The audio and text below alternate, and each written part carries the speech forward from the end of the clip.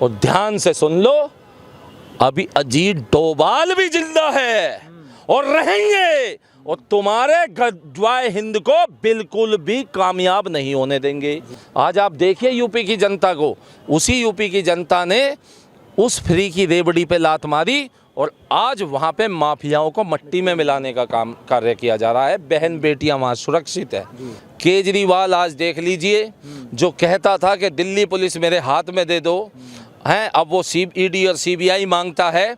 आज जब उसे पंजाब की पुलिस उसके हाथों में वहाँ की जनता ने दे रखी है, तो आज वहाँ की जनता पछता रही है। रोजगार की मांग होती है। 12 बच्चे पैदा कर लेंगे, 20 बच्चे पैदा कर लेंगे, हैं बच्चे पैदा कर लेंगे, वो अल्लाह की देन हो जाएगी, लेकिन रोजगार के लिए सरकार की छाती पे चढ़ेंगे। राम मंदिर का निर्णय सुनाते हैं तो वो एक जाहिल गवार मौलाना कहता है कि 50 से 100 साल बाद जब मेरी पीढ़ी आएगी और मेरी पीढ़ी का नाती पोता आएगा, वो राम मंदिर को गिराएगा और फिर बाबर की मस्जिद को बनाएगा।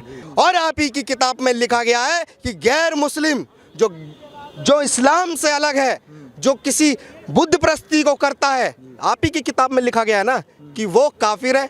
यही मौलाना कहते हैं हिंदू मुस्लिम भाई भाई, और जब हमारी बेटी काटी जाए तो ये मुंह पर ताला लगाकर चुपचाप बैठते हैं अपने घर की चारपाई पे। लव जिहाद तुमने मदरसों से चालू करा, तुमने जिहाद मदरसों से चालू करा। हाँ। क्यों? जो हमारे धर्म को नहीं मानता, तुम सालों सबके सब हराम हो। और तुमको कहता कौन है कि भाई हमारी लिपस्टिक लगा के घूमो, हमारा सिंदूर मांग में भर के घूमो। हाँ। तुम बिंदी लगा, अबे उलेमा हो क्या हो? जो इनकी तरफ से जिहाद ना करे, आतंक की राह पर ना चले एक सच्चा मुसलमान, वो भी मुनाफिक है। आज जाके देखो मौलाना हो, तुम्हारी औकात देखो। वहाँ पाकिस्तान जो यहाँ से छोड़ करके चले गए थे ना, आज आटे के लिए तरस रहे हैं। तुम जो है हिंदुओं को हराम बताते हो। अरे हमारे लिए तुम कि मोदी जी आइंदा से किसी विदेश नीति में किसी की मदद करने से पहले आप भी सोचें। देखें आज उस तुर्की को आपने कितनी मदद करी और उसने जाके वहाँ यूएन में पाक का समर्थन कर दिया। कहता हूँ इन मौलानाओं को जो ये बात बात पे हिंदुओं को काफिर बोल देते हैं, ये बात बात पे अब हिंदू महिलाओं को ये हराम बताने लगे हैं, उनके टीका और सिंदूर को, तो उस किताब की भी अब समीक्षा हो जाए।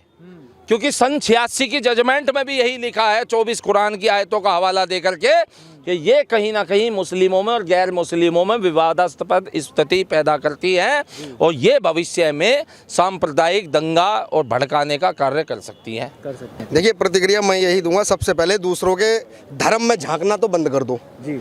ठीक है, क्या हराम है क्या जायज़ है वो तुम्हारे लिए है, हमारे लिए तो तुम सबके सब हराम हो। हाँ। क्यों? जो हमारे धर्म को नहीं मानता, तुम सालों सबके सब हराम हो। और तुमको कहता कौन है कि भाई हमारी लिपस्टिक लगा के घूमो, हमारा सिंदूर मांग में भर के घूमो। हाँ। तुम बिंदी लगा, अबे उलेमा हो क्या हो? पहले तो ये तुम तय करो, तुमको जरूरत क्या पड़ रही है लिपस्टिक बिंदी लगाने की। और पहली बात, हमारे धर्म में हस्तक्षेप करना बंद कर दो। लव जिहाद तुमने मदरसों से चालू करा, तुमने जिहाद मदरसों से चालू करा। आज तक जिहाद पे बात करी इन्होंने? आज तक देश के अंदर जितनी भी मॉब लिंचिंग हुई है हिंदुओं की, एक मॉब लिंचिंग में ये बात करता हो, श्रद्धा बेटी के साथ में क्या हुआ, इतना घिनौना कृत, एक भी मौलाना नीचे उतर के नहीं बोला कि वो बेटी हमारी है। एक तरफ जब बात होती है ना विशेष सुविधाओं को लेने की, यही मौलाना कहते हैं हिंदू मुस्लिम भाई भाई, और जब हमारी बेटी काटी जाए तो ये मुंह पर ताला लगाकर चुपचाप बैठते हैं अपने घर की चारपाई पे। और जब हमारे किसी भाई के साथ में कुछ भी हो जाए तो ये कभी नहीं बोलते। लेकिन हाँ, जब कोई भी ऐसा कृत हो जिसमें प्रारंभिक जांच होनी चाहिए, तो सबसे पहले ये खुद न्यायाधीश बनकर निर्णय सुनाते हैं कि मुसलमानों के साथ हाय ये हो गया, मुसलमानों के साथ हाय ये हो गया। अरे हाय हाय करने वालों, एक बात ध्यान से सुनो, भारत की भूमि में अगर आप लोग हमें भाई बोल के चारा बनाकर काटने का प्रयास करते हो तो हम आपको कभी भाई स्वीकार क्यों करेंगे?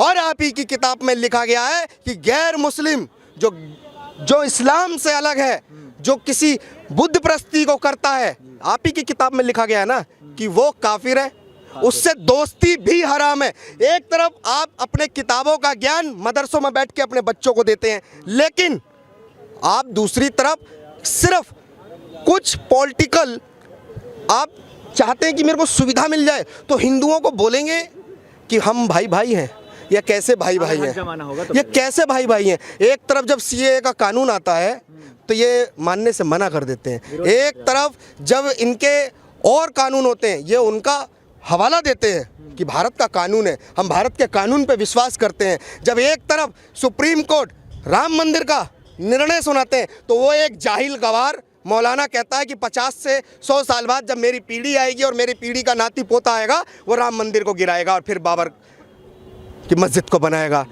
अरे इस तरीके के सपने देखने वालों, हमने 1947 में तुम्हारा वो सपना भी देखा था जब तुमने मुस्लिम राष्ट्र बनाया था। आज समय भारत की विरासत, जो भारत की संस्कृति है, उसे हम अपनी पीढ़ी को देने के लिए संकल्पबद्ध हैं और हमारा संकल्प स्पष्ट है। उसी प्रकार जिस प्रकार राम मंदिर का निर्माण करके हम लोग दिखा रहे हैं वो भी हमारा संकल्प था और आज हिंदू राष्ट्र हमारा संकल्प है। तुम जैसे मौलाना 2-4 जो बैठे हैं बरेली से, कोई इधर से देवबंदी से, अरे तुमसे कुछ नहीं उखड़ पाएगा। उत्तर प्रदेश में बाबा बैठा है और ध्यान रखना पंजे में कितने चोंच हैं, सालों हिला देंगे अगर हमारे धर्म और हमारे आस्था की तरफ एक भी शब्द बोलोगे। सीधी सी बात है, हमारे किसी भी धर्म में दखलंदाजी ना करें। अपना धर्म अपने घर में बैठ के बड़ा बताएं, छोटा बताएं, चाहे धरती चपटी पे ये गोल गोल घूम के आए, हमें मतलब नहीं है, वो ये जाने। इतने बड़े ओहदे पे बैठे जो एक शख्स हैं सीएम योगी आदित्यनाथ, वो पहले ऐसे व्यक्ति है जो इतने बड़े ओहदे पे बैठकर उन्होंने घोषणा कर दी है कि हिंदू राष्ट्र था, है और रहेगा, बनकर रहेगा। तो इस पर क्या कहना चाहेंगे? देखिए, भारत हिंदू राष्ट्र था, है और रहेगा।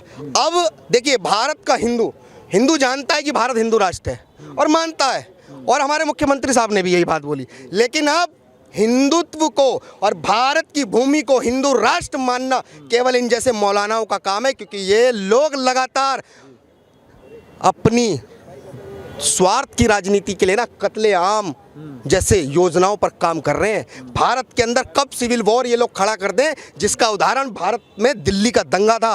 भारत के अंदर वो दंगे थे जिनमें इन्होंने मदरसों से निकाल कर पत्थर बरसवाए थे। ये अब नहीं चलेगा। भारत हिंदू राष्ट्र तुम्हें मांगना पड़ेगा, नहीं मानोगे वो तुम जानो, क्योंकि 1976 में हमने सेकुलरता को अपनाया था, हमसे धोखे में डलवा कर सेकुलर बनाया था। हम नहीं है सेकुलर, हम हिंदू राष्ट्र के अनुयायी हैं, हम भारत सनातन धर्म को मानने वाले लोग हैं और हमारी भूमि हमारे माँ बाप के बलिदानों का हमारे लिए आशीर्वाद है, जिसे हम हिंदू राष्ट्र अपनी विरासत में ना अपनी पीढ़ी को देकर ही जाएंगे। अगर जो लोग कहते हैं ना मुसलमान, ये मौलाना कि हिंदू राष्ट्र से फ़ायदा क्या, पहले आप ये बताओ कि भारत को छोड़ पूरे विश्व में 57 इस्लामिक राष्ट्र बनाए गए, उनसे क्या फ़ायदा हुआ मुसलमानों को? पहले आप वो फ़ायदा बता दो, वही फ़ायदा आज हमारी पीढ़ी को है। ये तो गलत नहीं बोल रहे हैं, इनकी जो ये किताब में लिखा है ना, ये लोगों को बता रहे हैं कि हाँ हमारे यहाँ ऐसी ऐसी बातें लिखी हैं। इनके यहाँ लिखा है कि हिंदू काफिर हैं, इनके यहाँ लिखा है कि जो मुसलमान देशभक्ति कर ले वो भी मुनाफिक है, जो इनकी तरफ से जिहाद ना करे, आतंकी राह पर ना चले एक सच्चा मुसलमान, वो भी मुनाफिक है। इनके यहाँ तो बहुत कुछ लिखा है। महिलाओं के सशक्तिकरण की आज देश में बात होती है। 3 तलाक पर जब मोदी जी उनको जो है महिला सशक्तिकरण के तहत एक जो है सुरक्षा देते हैं, फैसला सुना के मतलब फैसला दे के उस के ऊपर कानून लाते हैं, तो भी इनके हाथ में बिगड़ जाते हैं। तो ये जो बोल रहे हैं ना, ये अपनी जहर, हमने सदा बताया है, ये अपनी जुबान से जहर उगलते हैं। गजवाए हिंद जैसे प्रोपेगेंडे को साबित करने के लिए यही वो लोग हैं जो गजवाए हिंद की विचारधारा इस देश में चलाते हैं। PFI जैसे नेटवर्कों से जुड़े होते हैं, JK अवलभ जैसों से, और इन्हीं जैसे मौलानाओं की वजह से हमारे जो है कश्मीर का हिंदू वहाँ से पलायन करने को मजबूर हुआ। ठीक है, आज जाके देखो मौलानाओं, तुम्हारी औकात देखो। वहाँ पाकिस्तान जो यहाँ से छोड़ करके चले गए थे ना, आज आटे के लिए तरस रहे हैं। तुम जो है हिंदुओं को हराम बताते हो, अरे हमारे लिए तुम जो इस देश के होकर इस देश का गुणगान नहीं कर सकते हो। ऐसे लोग जो देश में है कहते हैं एक तरफ के भाईचारा और गंगा जमनी तहजीब है, अरे कहीं का भाईचारा निभाते हो तुम? अगर भाईचारा ही तुमने निभाना था तो क्यों गए थे छोड़ के पाकिस्तान? क्यों गए थे ये लोग जिन्ना के साथ कंधे से कंधा मिला के?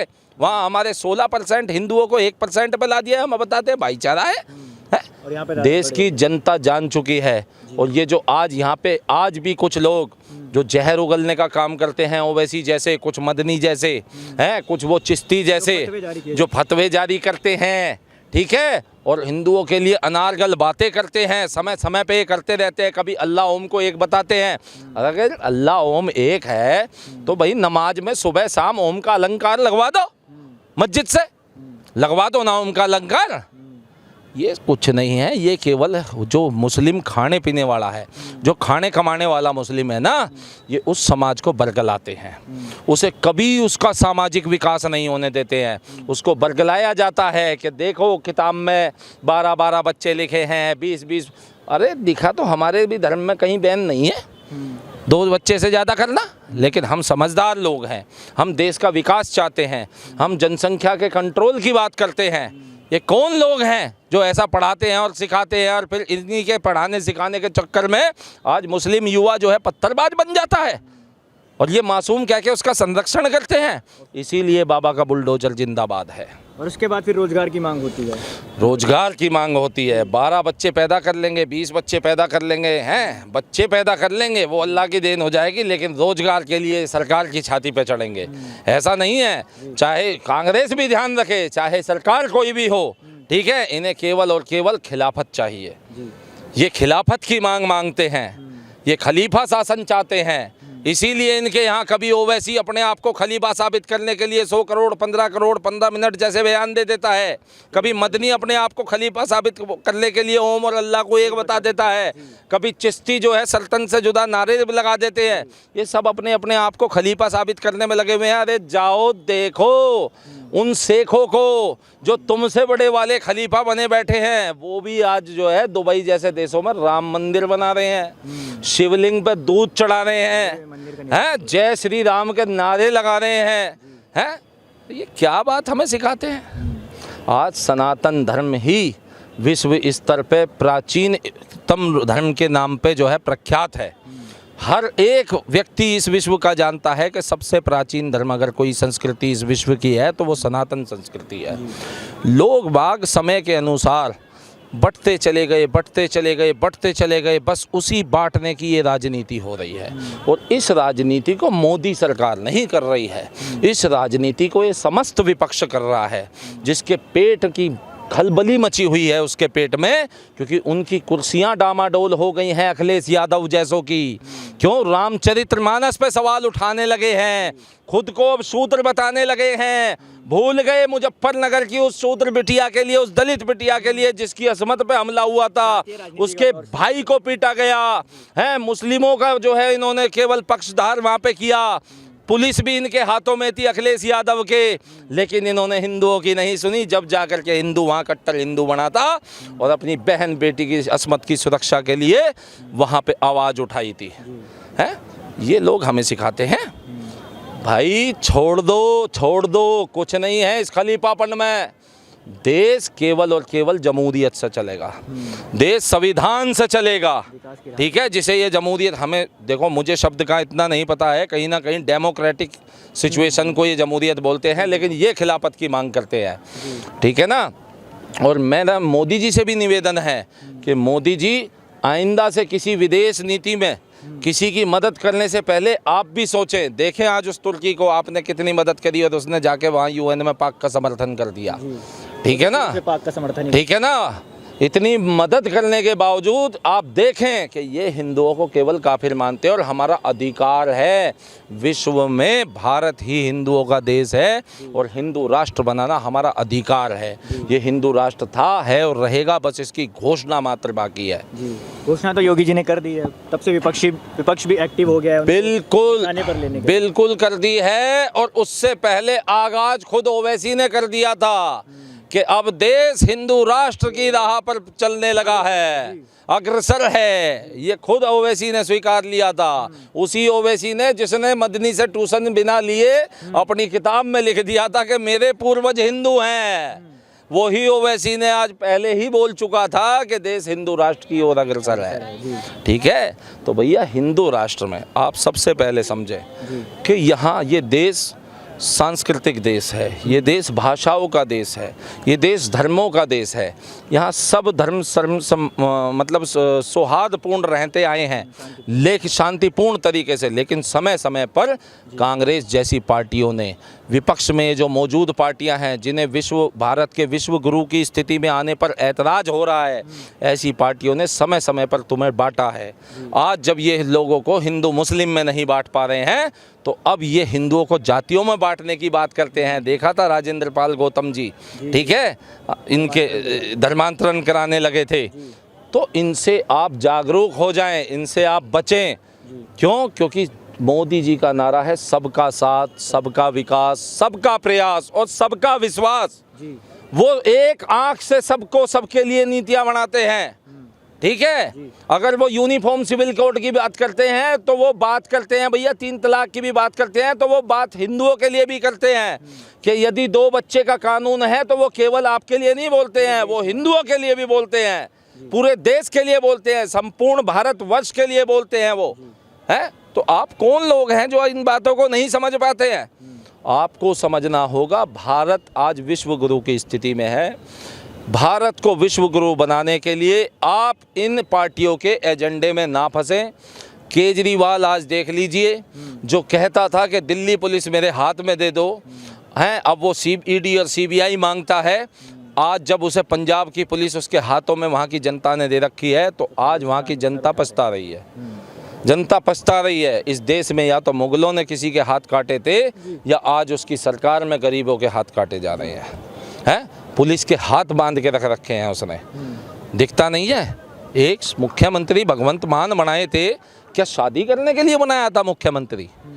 अरे भगवंत मान, क्या तुम्हें केवल 28 वर्षीय लड़की जो तुम्हारी बेटी की उम्र की है, उससे शादी करने के लिए तुम्हें मुख्यमंत्री बनाया था क्या? या शराब पीकर फ्लाइट में जाने के लिए तुम्हें मुख्यमंत्री बनाया था? अरे तुम्हें तो पंजाब की व्यवस्थाओं को संभालने के लिए मुख्यमंत्री बनाया था। लेकिन जनता ने देख लिया, 300 यूनिट बिजली के लालच में इन्होंने ऐसी वहाँ पे राजनीति कर दी है। जो इंटरनेशनल एजेंडा चलता आया है, आज वो इंटरनेशनल एजेंडा इन्होंने पुनः वहाँ पे जागृत कर दिया है। उनको तूल दे रहे हैं खालिस्तान के नाम पर, ठीक है। और वो देखिए क्या हो रहा है, धर्म गुरुओं के हैं, जो गुरुओं के मेरे उन धर्म ग्रंथ को, उनको आड़ बना करके पुलिस थानों का घेराव किया जा रहा है। क्या ये सरकार चलाने का तरीका होता है? आप बताइए। हम हिंदुओं ने हिंदू राष्ट्र की मांग करी, लेकिन कभी हम हिंदुओं ने अपने किसी धर्म ग्रंथ को आगे रख के किसी थाने का घेराव किया क्या? कदापि नहीं किया। अरे हमारे तो धर्म में लिखा है, धर्मो रक्षति रक्षित है। हम तो बिना धर्म के किताब के भाई अपने धर्म की रक्षा करते हैं। हमें किसी धर्म ग्रंथ को आगे आड़ में ला करके किसी थाने के घेराव करने की क्या ज़रूरत है? हमें इंटरनेशनल एजेंडों में फंसने की क्या ज़रूरत है?